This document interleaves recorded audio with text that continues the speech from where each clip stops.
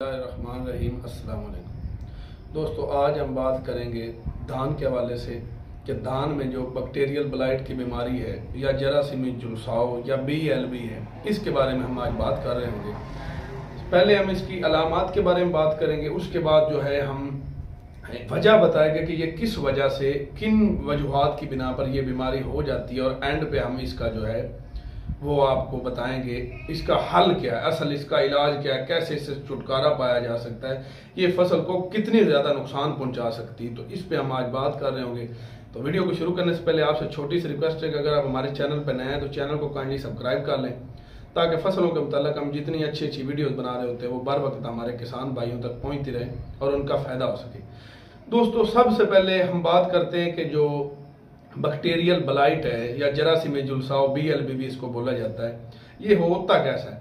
दोस्तों, आपको नजर आ रहा होगा कि जो पत्ते आपको नजर आ रहे हैं, इसमें आपको बिल्कुल ये ऊपर वाली साइड इसकी मुकम्मल झुलसाव में या उसका कलर जो है वो ऐसे एक मैं आम आपको पंजाबी की अगर मिसाल में समझाऊं कि आप समझे कि पत्ता आपका सड़ जाता है, ऐसा लगता है कि ये पत्ते ऊपर से सड़े हुए हैं, उनकी रंगत मुकम्मल तौर पे चेंज हो जाती है, सारे सड़ जाते हैं पत्ते ऊपर से, ऐसे दूर से लगता है जैसे फसल सड़ी हुई आपकी नजर आ रही।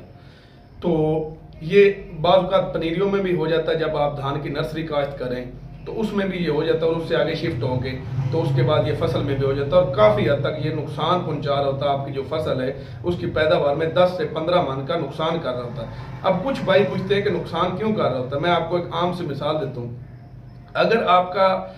अगर एक इंसान है, मैं आपको बताता हूँ, अगर एक इंसान है तो वो बिल्कुल कमज़ोर हो गया, उसको बीमारी लगी हुई है, इंसान बिल्कुल कमज़ोर है, अगर तो उसको हम वजन का कहें कि आपने ये एक मन, मैं आपको एक छोटी सी मिसाल आपको समझाने के लिए, एक मन आपने वजन उठाना है तो वो आसानी से उसको नहीं उठा सके, क्योंकि वो कमज़ोर है, वो बीमार है।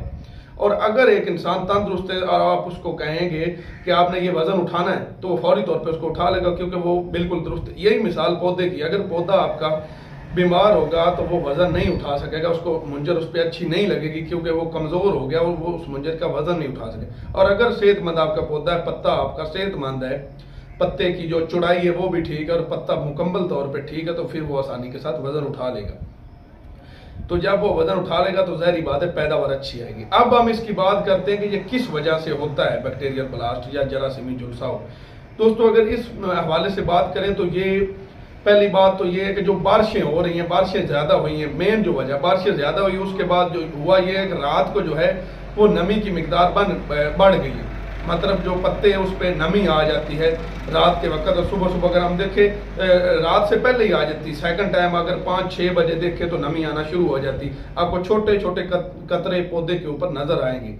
तो वो, और दूसरा दिन के टाइम जो टेम्परेचर हाई होता है, हबस होती है और टेम्परेचर उसके साथ ही बड़ा हाई होता है। तो जैसे ही रात को नमी बढ़ जाए और दिन को टेम्परेचर हाई हो तो ये बीमारी ज्यादा अटैक करती है, आपके फसल को ज्यादा मुतासर कर रही होती है, और पत्ते दिन ब दिन मतलब झुलसाव में आता जाता है, पत्ते खराब होते जाते हैं। एक ये वजह है। दूसरी ये वजह है कि अगर गर्मी में ज्यादा और हम फसल में पानी हम वक्त रोक के ही रखें, पानी हमने कहना है कि हमने 3-4 इंच से नीचे आने ही नहीं देना। तो अगर हम ऐसा करेंगे 3 से 4 इंच पानी हमारा खड़ा ही रहेगा तो फिर भी ये फसल पे हो जाता है। और तीसरी ये रीजन है, वो भी बड़ी अहम है, कि जो आपकी जमीनें हैं,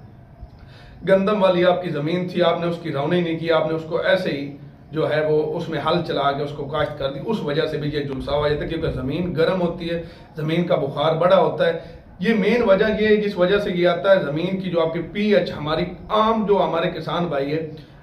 तकरीबन मैं 100 में से 80% जो है उनको जमीन के जो pH है उसका अंदाजा ही नहीं होता कि कितनी बड़ी हुई जमीन का बुखार कितना हाई हुआ। एक मिनट भाई जरूर। अच्छा, तो जो pH हमारी जमीन की है ये बड़ी जरूरी, मैं थोड़ा इस पे डिस्कशन करना चाहूंगा, क्योंकि जमीन का जो बुखार है वो बड़ा हाई है।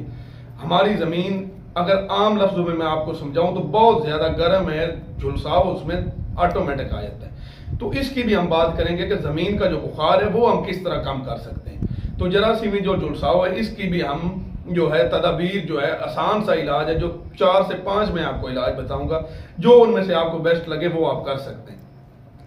तो सबसे पहले जमीन की pH कम करने की एक तरफ हम आते हैं, जिसकी वजह से जो झुलसाव ही नहीं, पैदावार में भी कमी आती है और भी काफी, मतलब जमीन आपकी आहिस्ता आहिस्ता वो कर्राठी होने लग जाती, खराब होने लग जाती। जमीन जो है जितना बुखार उसका बढ़ता जाएगा वो खराब हो जाएगी। तो जमीन की जो पीएच है वो कम करने के लिए हमें चाहिए कि हर फसल में साल बाद तो जरूर, अगर 6 महीने बाद, मैं तो 6 माह ही रिकमेंड करता हूं, लेकिन फिर काफी जिम्मेदार भाई कहते हैं खर्चा ज्यादा हो जाता है। आप अपनी जमीन को सल्फर लाजमी दें, हर सूरत आपने अपनी जमीन को सल्फर देना है, ज्यादा नहीं तो 2 kg आपने सल्फर हर फसल को लाजमी डालना है। सल्फर से होता है कि सल्फर जो है इसकी खूबियां ये आपकी जमीन का बुखार काम कर रहा होता है, और बुखार जैसे ही कम होगा जमीन पैदावार अच्छी देगी, जो झुलसाव वगैरह नहीं आ रहे होंगे। अब दूसरा, अगर हम जरा सी में झुलसाव की छट्टे की तरफ बात करें तो छट्टे में अगर इसका हम हल चाहते हैं तो जो नीलत होता है वो भी इसके लिए बड़ा अहम किरदार अदा करता है। उसको आप सल्फर के साथ 2 kg सल्फर और 2 kg बाज यूट्यूबर भाई बता रहे होते, लेकिन मैं उस पर इख्तलाफ करता हूँ क्योंकि नीलत होता है एक, उसकी पहली बात तो मैं रिकमेंड कम ही करता हूँ, लेकिन चलो इधर थोड़ा अगर 1 kg का तो जमीन का नुकसान नहीं होगा। अगर 2 kg नीलत होता है हम इस्तेमाल करें तो वो अगली फसल को मुतासर कर रहा होता है। इसमें कुछ ऐसे पाए जाते हैं केमिकल जो आपकी फसल, अगली जो आने वाली फसल उसको मुतासर करता है। तो 1 किलो आप नीलत होता लें और साथ में अगर आप उसके ऐड करें सल्फर, तो छट्टा करें तो सही पैदावार आ रही होगी, मतलब आपका झुलसाव कम हो गया। ये तो छट्टे की जो है वो मैं बता रहा हूँ, लेकिन जो मेन इसका इलाज है, जो स्प्रे के जरिए असल जो इसका इलाज है, जो खुद हमने तजर्बा किया है, क्योंकि पिछली दफा भी बीमारी काफी हुई, इस दफा भी बीमारी काफी हो रही, क्लाइमेट चेंज की वजह से सूरज की शुआ थोड़ी ज्यादा तेज है, जिस वजह से ये बीमारी हो रही, क्योंकि मौसम हर साल बदलता जा रहा है, हर साल बदलता जा रहा है। तो अब अगर हम स्प्रे की जानब आए तो स्प्रे की अगर बात करें तो 4 से 5 ऐसी कंपनियां जो अच्छे प्रोडक्ट दे रही हैं, जिन प्रोडक्ट्स की वजह से रिजल्ट अच्छे आ रहे हैं, मतलब ये झुलसाव खत्म हो रहा है। तो सबसे पहले अरिस्टा की मैं बात करता हूँ, जो अरिस्टा की कासोमेन है वो हमने पिछली दफा भी ट्राई की, उसने हमें बड़ा जबरदस्त रिजल्ट किया, क्योंकि हम जिम्मेदार है, हमने वही आपको रिकमेंड करनी जिससे हमने खुद फायदा हासिल किया, हमने किसी कंपनी के साथ तो चलना नहीं। अरिस्टा की दोबारा फिर मैं बता दूं, अरिस्टा की कासोमेन हमने इस्तेमाल की पर एकड़ के हिसाब से, बड़ा उसने अच्छा रिजल्ट दिया। और करनी आपने ये कि 4 टैंक तो आपने लाजमी 4 टैंकियां लगानी है 1 एकड़ को। 5 लग जाए तो फिर तो बड़ी जबरदस्त बात है, लेकिन काफी जिम्मेदार भाई 2-3 से ही काम चलाते हैं, ऐसा नहीं करना, 4 आपने लाजमी लगानी,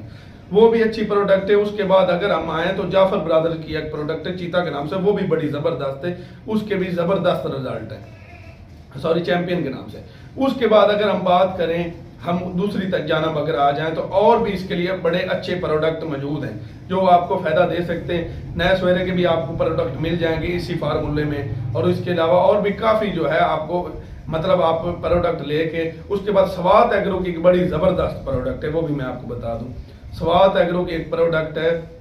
रेड लैंड मल्टी के नाम से, रेड लैंड मल्टी, वो भी जरासीमी झुलसाव, बैक्टीरियल ब्लास्ट, BLB, ये जो मतलब झुलसाव जिस किस्म का भी पाया जाता है उस पर वो मौसर उसका कंट्रोल है, वो फसल को अच्छा फायदा देती है फौरी तौर पे, मतलब 7 से 8 दिन में आगे फसल ठीक हो जाएगी।